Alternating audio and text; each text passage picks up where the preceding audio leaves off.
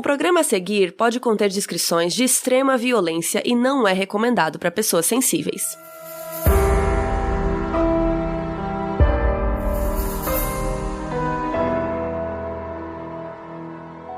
Oi Brasil, eu sou a Carol Moreira e hoje estou sem a Bel e sem a Mabê, mas é por um bom motivo. A gente resolveu criar vários programetes, um programinha pequeno para cada uma pra gente soltar nas quartas-feiras. Então cada uma vai escolher um tema ou alguma coisa que quer falar aqui sozinha e esses programas vão sair às quartas-feiras. A gente vai continuar fazendo os programas sobre séries nas quartas, mas em algumas quartas os programas, em vez de serem sobre alguma série, vão ser ou um programa meu, ou da Mabê, ou da Bel. Os das meninas eu não vou revelar ainda, que elas estão preparando, mas não vai ser uma coisa que vai sair toda semana, cada semana programa de uma. A gente vai alternar com esses episódios de séries, então fiquem tranquilos que a gente vai manter. Mas eu, por exemplo, resolvi fazer um programinha que vai ser o FAQ, que vai responder as dúvidas de vocês sobre os nossos outros episódios, né? Alguma coisa que às vezes ficou em dúvida, ou alguma coisa que por algum motivo a gente nem acabou citando e vocês querem saber melhor, podem mandar no nosso Twitter, principalmente, que é @moduspod, que é um lugar mais fácil da gente pegar essas perguntas, ou no nosso e-mail, que é moduspod@gmail.com. E como sempre, antes da gente começar o episódio, a gente queria indicar uma instituição para vocês ajudarem agora nessa quarentena. Como sempre, quem puder ajudar, quem não puder, ajuda divulgando. O link sempre tá na descrição do episódio, no nosso Twitter, nas nossas redes. E hoje a gente quer falar da CUFA, que é a Central Única das Favelas. Eles criaram um programa com o objetivo de levar renda para a maior quantidade possível de mães moradoras desses territórios. Os lares das favelas são chefiados por 49% de mulheres e 47% delas são autônomas. Por isso, gerar renda para essas mães é super importante. Então, quem puder, entra lá em mãesdafavela.com.br, você pode ajudar com dinheiro, ou se você tiver uma empresa ou for de alguma empresa, você tem como doar produtos de necessidade básica, que também é muito legal. Então é isso, quem puder ajudar com alguma quantia, quem não puder, ajuda divulgando. Então vamos lá, vamos começar a responder algumas perguntas aí que vocês nos mandaram. Tem algumas perguntas que, como vocês mandaram faz muito tempo, a gente acabou perdendo quem foi que mandou e tal, mas as mais recentes eu fiz um pedido lá no post do Twitter do Moduspod e peguei algumas que tem nomes de vocês e tudo. Mas muita gente perguntou sobre o nosso segundo episódio, que é sobre o Andrew Cunanan, que é aquele caso do assassino do Gianni Versace, que na série se dá a entender que o Andrew Cunanan foi abusado sexualmente pelo seu pai, se isso é verdade. E sim, na série fica meio sugerido que o Modesto Cunanan, que é o nome do pai do Andrew, poderia ter abusado dele. Mas, na vida real, a gente não tem indício sobre isso. O pai realmente abusava fisicamente da mãe do Andrew, mas a gente não tem nenhuma prova ou nenhuma denúncia que indique que ele abusou do filho. O que temos é uma chamada que o Andrew fez para uma linha de ajuda para pessoas que foram abusadas por padres católicos. Mas é só isso que a gente tem. Então, talvez, pode ser que o Andrew tenha sido abusado por algum padre, mas não necessariamente pelo seu pai. Então, a série talvez tenha criado isso pra alguma coisa mais dramática e tal, mas na vida real a gente não tem provas. O Eliezer Barbosa comentou que no episódio que ele não lembra qual, alguém menciona que participou de um júri. Sim, sou eu que participei de júri. Isso influenciou na hora de opinar se ele era inocente ou culpado pelo fato de vivenciar essa situação? Até que ponto o ser humano se deixa influenciar sobre aquilo que se ouve em casos de crimes e serial killers? Eliezer, não entendi muito bem a sua pergunta, mas o que eu posso dizer é que num julgamento, quando você ali tá em júri, ou na verdade, né, num julgamento, ponto, você escuta os dois lados da história. Então, a gente vê o lado da promotoria, que é quem acusa, e a gente ouve o lado da defesa. E vou te falar que é muito confuso. Eu participei de um caso que era muito simples e direto, a promotoria concordava com a defesa, era só uma coisa de trâmites mesmo que tinha que resolver, mas teve um outro caso que eu participei que foi muito difícil opinar. Eu me senti muito mal no dia, assim, eu cheguei em casa, fiquei horas lá, né, porque você fica um tempão, e eu cheguei em casa muito mal, assim, com tudo, e de ter tido que escolher sobre a vida de alguém, sabe? De escolher se a pessoa ia ficar presa ou não. Claro que a decisão não foi só minha, né? Óbvio. Aqui no Brasil a gente tem um júri com 7 pessoas, nos Estados Unidos são 12. Mas é meio estranho isso de você opinar na vida dos outros de uma forma tão decisiva. Então, é muito pesado. Algum dia eu posso contar mais essa história, se vocês quiserem saber. É que eu não posso contar exatamente o nome das pessoas, eu imagino, né? Mas eu posso falar um pouco sobre o crime, talvez. Mas é isso, eu acho que o interessante, pelo menos, de participar de um júri foi que me trouxe muito essa coisa de tentar ouvir os dois lados, sabe? É óbvio que tem casos que o lado da pessoa às vezes nem adianta muito ouvir porque o caso é tão absurdo ou tão grave, enfim, mas é sempre bom a gente ouvir os dois lados. Então, quando você fala assim, até que ponto o ser humano se deixa influenciar sobre aquilo que houve em casos de crimes e tal. E pra mim um problema é que às vezes a gente não ouve os dois lados. Quando você escuta uma história de crime aleatória por aí, às vezes a gente não sabe muito bem o que aconteceu direito, ou se isso é verdade, né? Por exemplo, no caso do The Staircase, que é o caso do Michael Peterson, da esposa que caiu da escada, que a gente comentou aqui, a gente pode estar acusando um cara que não aconteceu nada, mas ele pode ser muito azarado, sabe? Que nem eu falei no episódio. Pode ser que realmente aconteceu um acidente e a mulher caiu. Agora, como que a gente vai saber se ela caiu ou não? Não tem como. O que a gente pode é julgar as evidências dos dois lados. Então, por isso que é importante que a polícia investigue as coisas bem direitinho e, no nosso caso, como espectadores, digamos, dessas histórias, a gente tentar sempre ouvir os dois lados. Por mais que a gente tenha uma opinião pessoal, que foi mais ou menos o que a gente falou naquele episódio, a gente não é juiz, né? A gente, no máximo, júri. E o júri não decide sozinho, né? Então, sempre é importante ouvir os dois lados da história. A Meire Revoedo falou: uma coisa que ficou martelando na minha cabeça desde que eu ouvi o episódio sobre o assassino do Snapchat é por que não divulgarem informações sobre a causa das mortes das meninas ou se tinha sinais de agressão. Ao meu ver, esse tipo de informação ajudaria na busca ao criminoso. Cara, a gente não sabe essas informações, a gente espera que a polícia saiba, muito provavelmente eles sabem, né, porque devem ter feito autópsia e tudo mais. Mas como a gente falou no episódio, se a polícia não quis divulgar essa informação, deve ter algum motivo. Eles devem achar que isso é importante não revelar. E, inclusive, alguém comentou nessa thread da Meire, quando ela perguntou isso, falando que, às vezes, era um modo muito trágico, né? E como eles são de uma cidade pequena e tal, pode ser que a polícia realmente não quis assustar as pessoas ali da região com uma informação tão pesada. E muito provavelmente a polícia avisou outras polícias de outros estados ou distritos, e as polícias sabem entre si. Então não é porque a polícia não revelou pra gente, pro público, como elas foram assassinadas, né, o que aconteceu, não é que eles não saibam. Não é que eles não estejam procurando pessoas com modus operandi ou assinatura parecidas. Mas, até onde a gente sabe, não dá pra saber se era um serial killer ou não, né? Serial killer, em geral, assim, é uma pessoa que mata com mais frequência, né? Que tem essa coisa de realizar suas fantasias e tal. Então, nada indica, até onde a gente sabe, que seja um serial killer. Pode ser que tenha sido um assassino de uma ocasião. Inclusive, pode ser uma coisa que é muito frequente, assim, em casos que a gente tá estudando. Inclusive, o John Douglas fala em Mindhunter isso, que às vezes a pessoa nem queria matar a princípio. Na verdade, ela só queria, sei lá, roubar ou estuprar muitas vezes, só que aí depois do estupro ou do assalto ou de alguma coisa, a pessoa percebe que, putz, já viram meu rosto, como que eu vou sair dessa situação agora? E acaba meio que no desespero decidindo matar a vítima. Então não tem como a gente saber o que aconteceu, infelizmente, mas eu torço muito para que a polícia consiga informações ou consiga alguma coisa para encontrar esse criminoso. A Ana Gordo perguntou: queria saber se o livro que tem em Inacreditável realmente existe, o que é quase um manual para se safar da polícia. Então, na real, aquilo não é um manual para se safar da polícia. O livro que aparece na série Inacreditável, que a gente contou aqui, é o Rape Forensics Guide, que traduzindo seria como um guia forense de estupro. O que isso significa? Que é um guia para a polícia saber lidar com casos de estupro e saber lidar com as provas e evidências encontradas na cena do crime. Então, esse tipo de livros, eu não consegui encontrar se esse livro especificamente existe, mas esse tipo de livros é comum no estudo, né, da polícia. A polícia estuda várias cenas do crime, formas e, enfim, criminologia em geral. Inclusive, a Bel vai poder falar melhor disso, porque ela estuda criminologia. Mas existem vários livros desse tipo.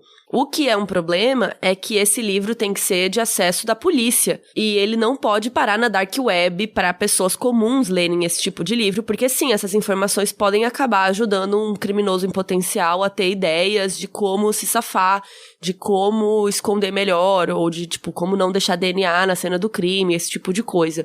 Então, o problema não é existir esse livro, o problema é que ele vá parar na dark web, ou, né, na internet como um todo. A Célia S.T.R. James falou: nesse episódio de Inacreditável, eu não entendi direito como a polícia chegou no suspeito. Vocês falaram que um analista chegou a uma mulher que seria uma possível vítima e tal, eu não entendi muito como chegar nessa conclusão.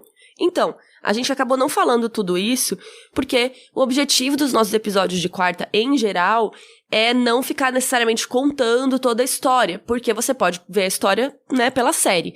O que a gente estava pensando, pelo menos, em fazer nos episódios de quarta é contar a história rapidinho por cima, pra gente poder comentar cada ponto dela e a gente fazer mais comentários e opiniões sobre a série ou sobre o filme em si.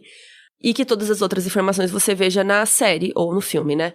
Mas vou contar pra vocês aqui como foi que eles encontraram. Uma das detetives percebeu que na quadra de uma das vítimas ficou passando uma caminhonete branca. Ela passou 11 vezes na quadra da vítima.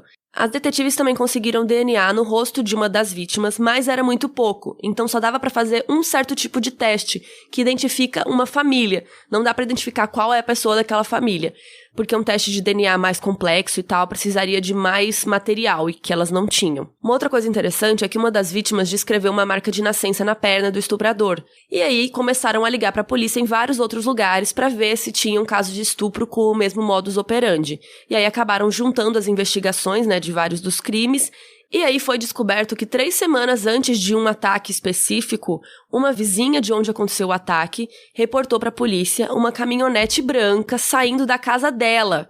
Tipo, uma caminhonete que ela nunca viu na vida, saindo, tipo, muito perto da casa dela. Ela achou aquilo muito estranho. E aí foi ligado, né? Em outro lugar, outra vítima tinha uma caminhonete branca passando 11 vezes, e agora tinha essa vizinha falando isso. Conseguiram a placa e acharam o nome desse cara e descobriram que, na verdade, essa caminhonete era do irmão dele, né, que eles moravam juntos, e esse cara tinha uma marca de nascença na perna, entre outras evidências que foram encontradas na casa deles. Tipo calcinhas, a câmera que ele usava, pendrive com imagens e muitas outras coisas. O Deck X mandou. Eu vou ler do jeito que ele escreveu, porque eu achei que ficou muito bonitinho. Que é, sobre o Scarface, aquele caso da escada. Eu ainda não entendi a teoria da coruja. Na verdade, o Deck tá falando do Staircase, né? Porque Scarface, na verdade, ele deve ter confundido porque é o nome de um outro filme. É um outro filme sobre um outro crime, inclusive. Mas ele tá falando de Staircase, do Michael Peterson, né? Eu ainda não entendi a teoria da coruja. Eu ouvi no podcast e fui pesquisar, porém só tem referências em inglês e eu não sou a Sasha.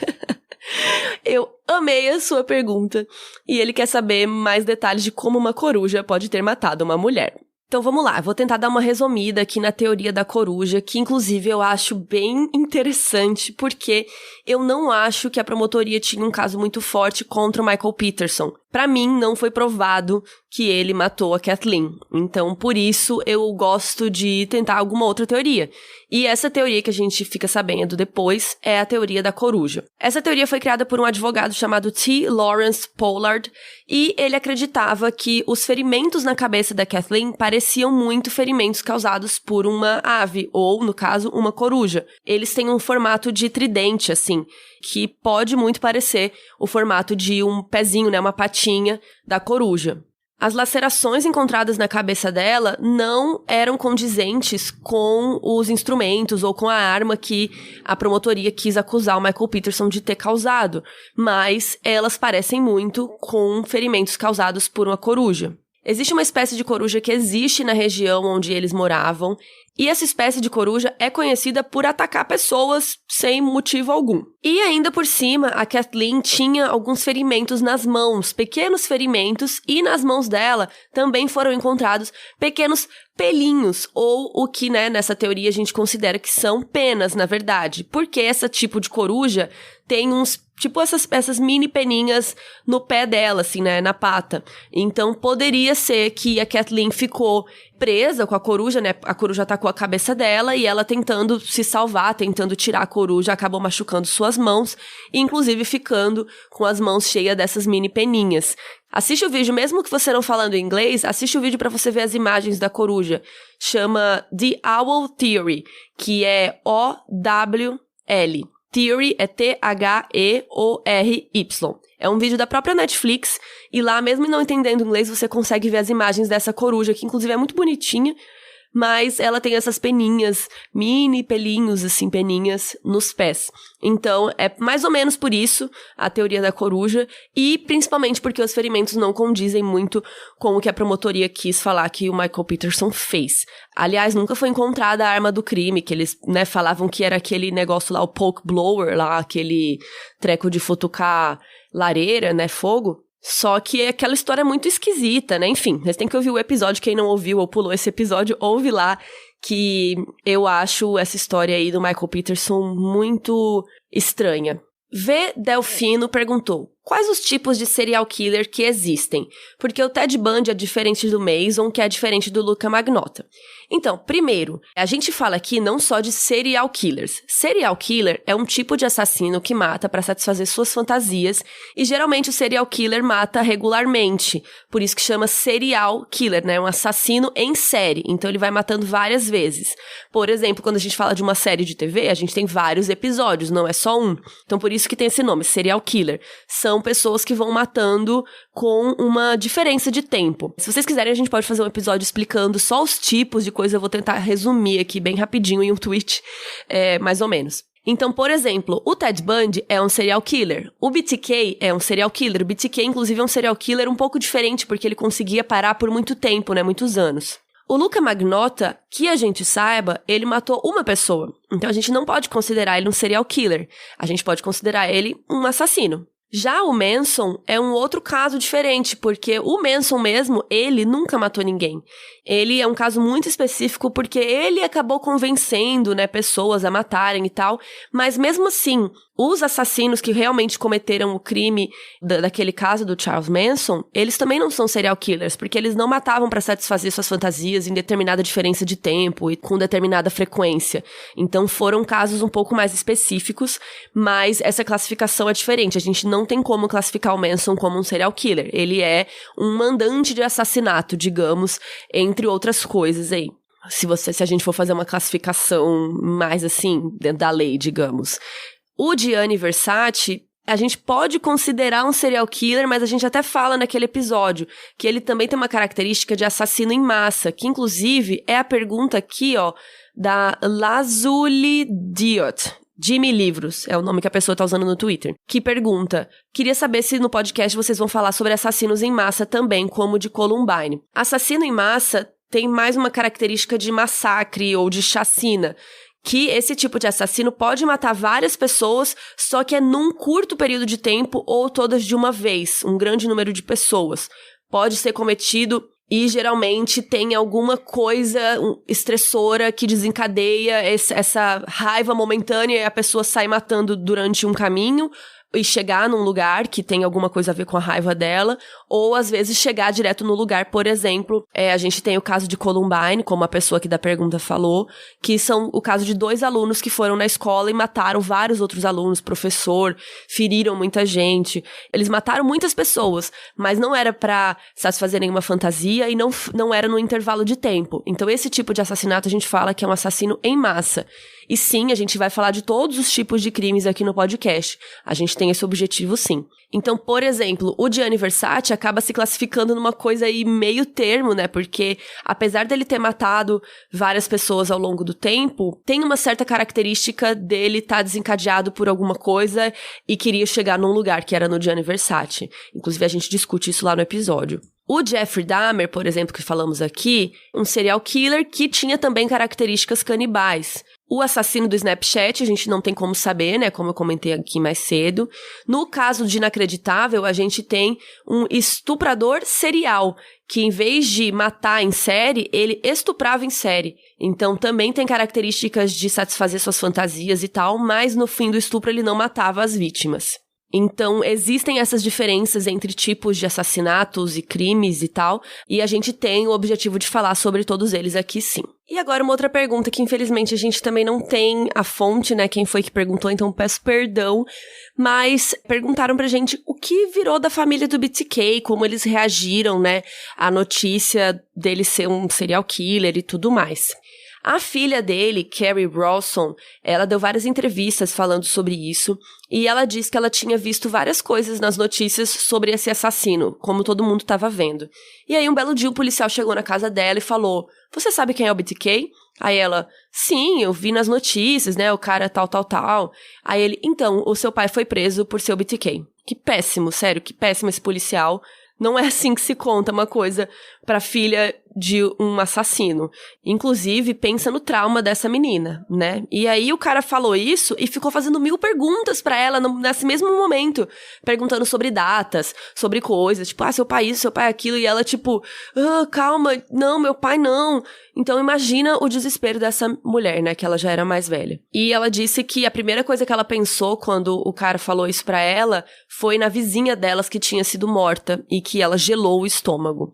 Ela acabou lançando um livro depois com as suas memórias, que foi um best-seller, eu ainda não li. Ela diz que lida até hoje com estresse pós-traumático, e logo depois que o BTK foi condenado, a mãe dela conseguiu um divórcio de emergência dele, e aí a família toda se mudou e buscou um novo começo e tal. A Kerri disse que nunca teve coragem de visitar ele na prisão, mas às vezes se comunica com ele por cartas. Quem quiser ler o livro, o nome dela é Kerri Rawson, é Kerri Rawson, e o nome do livro é A Serial Killer's Daughter, que seria, né, a filha de um serial killer. My Story of Faith, Love and Overcoming. Minha história de fé, amor e superação. Muito provavelmente esse livro não existe aqui traduzido no Brasil, mas quem quiser ler, dá pra comprar, pra ler no Kindle em inglês, e muito provavelmente não tem em português. Muita gente também perguntou por que existem mais homens do que mulheres serial killers. A gente vai explicar isso com mais detalhes no episódio do Mindhunter, que o John Douglas explica que nas investigações deles, né, eles descobriram muita coisa sobre isso. Mas o John Douglas, que é esse cara do FBI, tem uma teoria que as mulheres geralmente internalizam os seus problemas, enquanto os homens externalizam. Então, por exemplo, se tem uma mulher que tem problemas, né, que teve problemas na infância, que foi abusada, ou outras características que a gente costuma associar com serial killers, geralmente as mulheres tendem a cair no alcoolismo, nas drogas, se prostituir, às vezes se suicidar, ou até passar esse abuso sofrido pra frente, fazendo o mesmo com seus filhos ou com outras crianças. Então, inclusive, muitas das mães de serial killers que a gente vê, às vezes elas também foram abusadas ou sofreram questões na infância, só que ao invés de descontar isso em outras pessoas as matando, por exemplo, elas acabam descontando de outras formas, por exemplo, abusando dos seus próprios filhos ou, né, virando alcoólatras, enfim. A mulher tende a se auto-machucar mais. Já os homens tendem a descontar mais em outras pessoas.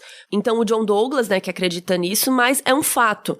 Existem muito mais serial killers homens do que mulheres. E os serial killers homens geralmente cometem assassinatos muito mais horríveis. É foda, sei lá, colocar uma linha aí do que é mais horrível, do que é menos horrível.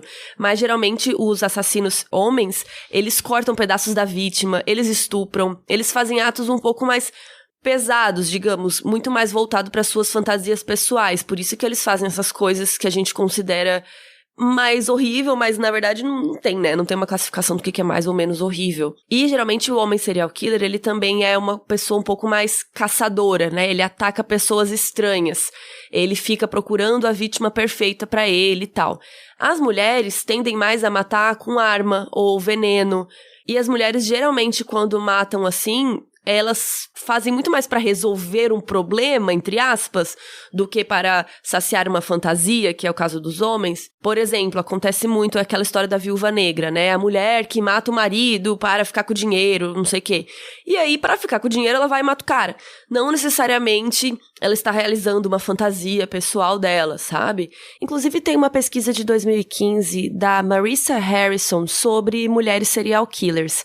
Ela comparou várias notícias notícias desde 1856 entre 55 homens e 55 mulheres serial killers nos Estados Unidos. Ela e seu time compararam vários tipos de serial killers e vários tipos de vítima também, e eles chegaram a muitas conclusões interessantes. 51,9% das mulheres serial killers cometeram esses crimes por algum motivo financeiro, enquanto os homens só 16,7%. E no caso da motivação sexual de realizar fantasias, só 7,3% das mulheres serial killers tiveram essa motivação, enquanto os homens foram 75%. E 58,2% das mulheres serial killers atacaram alguma pessoa que elas conheciam de alguma forma, enquanto os homens só 9,1%. Em geral, as mulheres não saem caçando que nem os homens para matar, para satisfazer suas fantasias, tipo de estrangulamento ou de estupro, esse tipo de coisa. E também tem muitos casos de enfermeiras que vão matando seus pacientes. 39% das serial killers trabalhavam com saúde, de alguma forma. Isso também é muito comum. Inclusive tem uma série da Netflix que eu recomendo, assim, é difícil de assistir, mas é como sempre, né? O tema aqui que a gente fala não é muito fácil.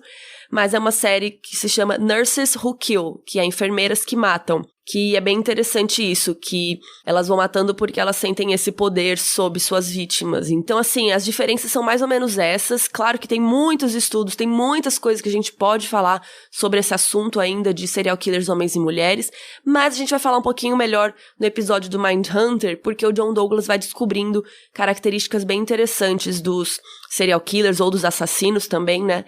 E lá a gente vai acabar discutindo um pouco melhor isso. E aí o Matheus Oliveira também mandou a seguinte pergunta: não tem história de nenhuma serial killer mulher pra contar?